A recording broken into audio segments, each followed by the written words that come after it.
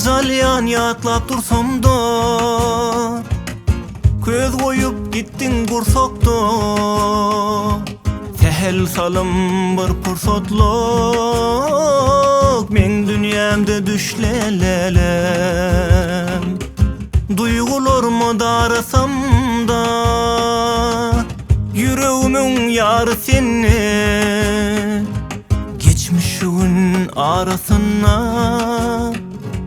uçuyupsuzca ışvalelem. Men seni unutsak olyan, biter ya da düşenlelem.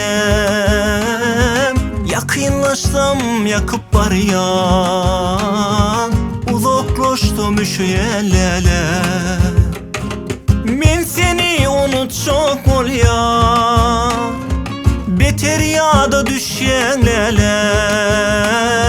Yakınlaşsam yakıp baryan, uzaklaştım üşüyelelem.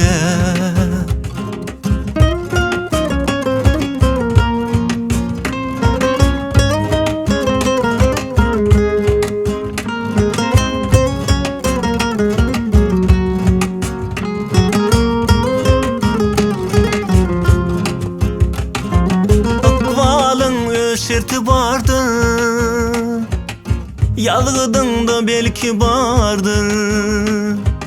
Özgü yerde del kenarda, lavırın taşla lele. Çektim sen nellerini, yaz mevsimin azlığını. Munno yağlap yazlığını, özgü yerde kışla lele. Men seni unutsak olyan, biter ya da düşenlelem.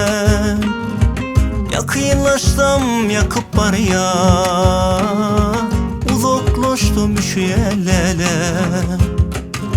Men seni unutsak olyan, biter ya da düşenlelem. Yakınlaşsam yakıp baryan, uzaklaştım üşüyelelem.